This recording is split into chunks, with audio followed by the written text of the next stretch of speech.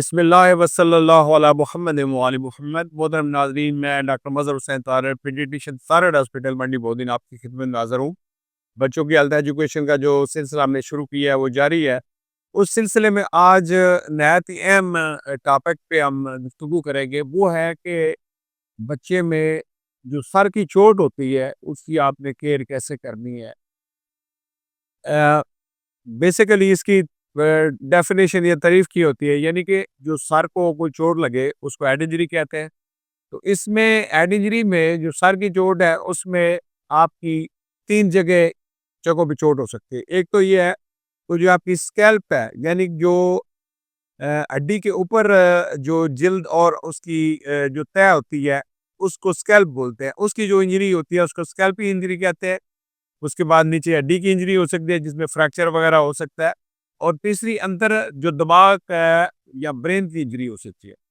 तो स्कैल्प की इंजरी जो होती है उसमें हो सकता है उसमें थोड़े से कट हो, कुछ स्क्रैच आया हो, या उसमें कोई कट से ब्लीडिंग हो सकती है। याद रखें कि जो स्कैल्प है इसकी ब्लड की सप्लाई बहुत ज़्यादा होती है, इसलिए मामूली भी अगर कट आए तो उसमें ब्लीडिंग काफ़ी हो सकती है।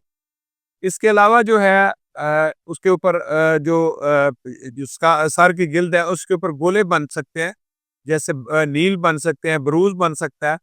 और मामूली चोट से बड़ा भी गोला या उसकी ब्रूज बन सकता है।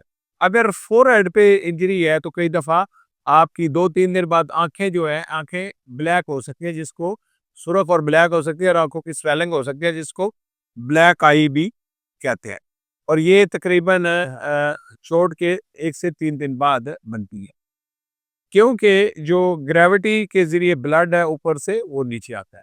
अब दूसरी जो स्कैल्प इंजरी है उसके बाद आपकी जो स्कल है, यानी हड्डी जो जिसने दिमाग को ढांपा होता है उसकी इंजरी हो सकती है।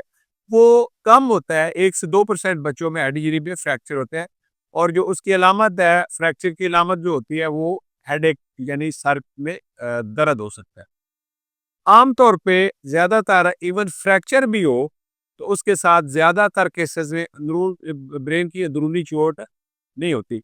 अब याद रखें कि कई दफ़ा ये भी हो सकता है कि आपका हड्डी का फ्रैक्चर नहीं है लेकिन दिमाग की अंदरूनी चोट है, या उल्टा भी हो सकता है कि आपकी हड्डी का फ्रैक्चर हुआ है और अंदरूनी चोट आपकी नहीं है। और कई दफ़ा बाहर कोई फ्रैक्चर नहीं है, इसके अलावा फिर भी अंदरूनी चोट हो सकती है, और ये दोनों चीज़ें लाज़िम और मंसूब नहीं है। इसके अलावा जो अंदर दिमाग होता है उसकी जो चोट होती है उसमें कई दफ़ा उसमें कोई आपको सीटी स्कैन वगैरह पे कोई उसकी अलामतें नज़र नहीं आती, लेकिन जो दिमाग का है फंक्शन डिस्टर्ब हो जाता है आर्जी तौर पे, जिसको अब बोलते हैं कंकशन। अब जो कंकशन है उसमें उसकी अलामतें क्या हो सकती है, उसमें आपको बदली आ सकती है, सर दर्द हो सकता है। इसके अलावा जो है आपका बंदा उसको चक्कर आ सकते हैं बच्चे को, और उसको सोचने में दिक्कत हो सकती है। कई दफ़ा ये आर्ज़ी होती है और कई दफ़ा इसकी अलामात हफ्तों तक भी रह सकती हैं, यानी बच्चे को हेडेक या सर की दर्द रहती है, उसके बाद उसको मतली आती है, या उसको बच्चे को कन्फ्यूजन होती है, या उसको सोचने में दिक्कत हो जाती है।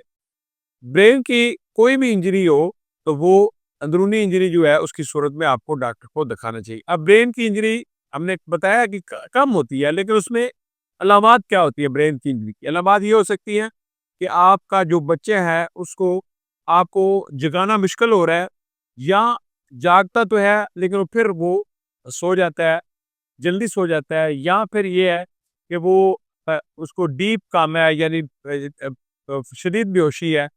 दूसरा ये है कि बच्चा जो है वो अपनी एक्टिंग करता है या बातें करता है, वो कन्फ्यूज़ है। यानी बच्चे की चीज़ों की बातें तो करता है लेकिन आपको समझ नहीं आती। या बच्चा जो है उसकी स्पीच जो है वो स्लर्ड है, यानी स्पीच जैसे नॉर्मल बच्चा है, तंदुरुस्त बच्चा पहले कर रहा था, अब उसकी स्पीच की आपको समझ नहीं आती। या बच्चा जो है उसकी टाँगों को या उसके जो बाजू में है, टाँगे हैं, उनका उसमें कोई वीकनेस हो सकती है, या बच्चा जब चलता है, तो उसका चलना जो है वो स्टेडी नहीं है, यानी वो ऐसे मतलब इसको चक्रों से ऐसे गिरता है। इस तरह की कोई भी अलामत हो तो फ़ौरन आपको 1122 को कॉल करना चाहिए या अपने डॉक्टर के पास जाना चाहिए। अब जो माइल्ड इंजरी होती है दिमाग की, उसकी अलामत क्या होती है? उसमें आमतौर पे जो दर्द है वो हो सकता है और कोई लोकल जगह आपकी स्वेलिंग या वहाँ पर कट वगैरह हो सकता है। अब इंजरी की जो प्रिवेंशन है इसके बारे में हम पहले पूरी हमारी जो बच्चों में इंजरी प्रिवेंशन है उसमें हमारी 6-7 वीडियो है, हर उम्र के बारे में है, उसको आप देखें।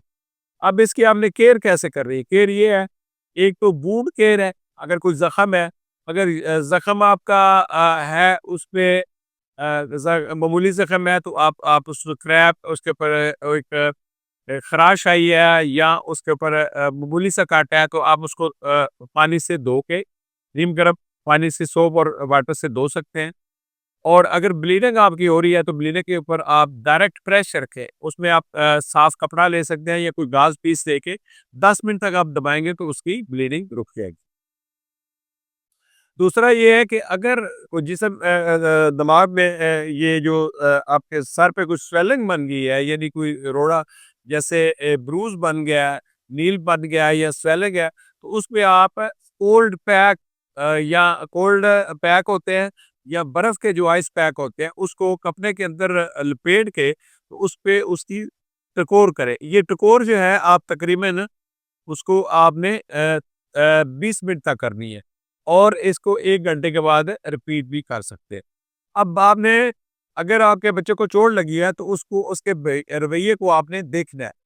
आप बच्चे को चोट लगने के बाद अगर उसको कोई अलामत भी नहीं है तो 2 घंटे तक कम से कम उसको फिर उसका आप ख्याल रखें। उसमें उसके पास बैठे बच्चे को चारपाई पे या बेड पे लिटा दें और जो है वो अगर उल्टियाँ ज़्यादा नहीं कर रहा, बच्चा जल्दी रिकवर हो गया तो उसमें 2 घंटे के बाद कोई अलामत नहीं है तो कोई परेशानी नहीं है। और अगर बच्चा सोना चाहता है तो आप उसको सोने दें लेकिन 2 घंटे बाद उसको जगाएँ और जगा के आप देखें कि आया आपका बच्चा आपको पहचान रहा है या बच्चा जो जैसे नॉर्मल चलता है या वैसे बातें करता है वो कर रहा है। अगर ये चीज़ें नॉर्मल है तो फिर चोट मामूली और ये बात हौसला-अफ़ज़ा है। इसके अलावा जो आपने खुराक देनी है, अगर बच्चे को उल्टियाँ आ रही है तो आपने क्लियर फ्लूइड देना है। आप उसको पानी या जूस वगैरह दे दें, लेकिन उसमें अब नरम ग़िज़ा दें, कोई सख्त ग़िज़ा अभी ना दें। अगर 2 घंटे के बाद बच्चे को उल्टियाँ नहीं है, तो फिर आप उसको रेगुलर डाइट दे सकते हैं।